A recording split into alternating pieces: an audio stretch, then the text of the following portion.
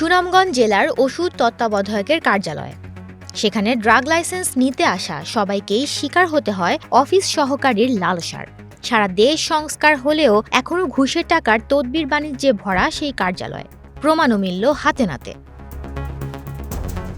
সম্প্রতি ঘুষের টাকা নিয়ে দেখা করতে যাওয়া কয়েকজনকে তো তিনি বলেই বসেন, এখন পরিস্থিতি অন্যরকম, তাই ঘুষের টাকা একটু বেশি লাগবে।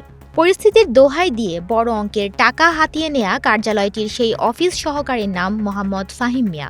সেই অনুযায়ী লাইসেন্স প্রত্যাশী একজন টাকা নিয়েও আসেন। পরে সেই ঘুষের টাকা সহ ওই অফিস সহকারীকে হাতে নাতে আটক করেন বৈষম্য বিরোধী ছাত্র আন্দোলনের শিক্ষার্থীরা। কার্যালয়টির তত্ত্বাবধায়ক আবু জাফর কার্যালয়ে ছিলেন না।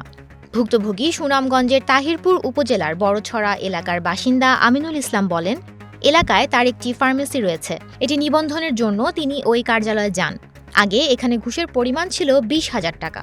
সেই অনুযায়ী তিনি শুরুতে 10,000 টাকা দিয়েছিলেন। কিন্তু নিবন্ধনের কাগজপত্র নেয়ার জন্য 2 দিন আগে যোগাযোগ করলে অফিস সহকারী মোহাম্মদ ফাহিম মিয়া তাকে জানান, এখন পরিস্থিতি একটু অন্যরকম হওয়ায় বিভিন্ন জায়গায় বেশি টাকা দিতে হয়, তাই ঘুষের টাকার পরিমাণ আরও বাড়বে। এ কথা বলে আরও 15,000 টাকা দাবি করেন তিনি। সবশেষে 10,000 টাকা দিতে রাজি হন। এতেও কাগজ দিতে রাজি না হওয়ায় ভুক্তভোগী গত বৃহস্পতিবার 10,000 টাকা নিয়ে ওই কার্যালয়ে যান। এর আগেই তিনি শিক্ষার্থীদের বিষয়টি জানিয়ে রেখেছিলেন। আর সেই ফাঁদেই পা দেন অফিস সহকারী মোহাম্মদ ফাহিম মিয়া। আটক মোহাম্মদ ফাহিম মিয়া প্রথমে নিজেকে ওই অফিসের কেউ না বলে দাবি করলেও পরে শিক্ষার্থীদের জেরার মুখে নিজের পরিচয় দিতে বাধ্য হন। এই ঘুষের টাকা জেলা প্রশাসন ও সিভিল সার্জন কার্যালয়ের সদস্যদের মধ্যে বণ্টন করা হয় বলেও জানা গেছে।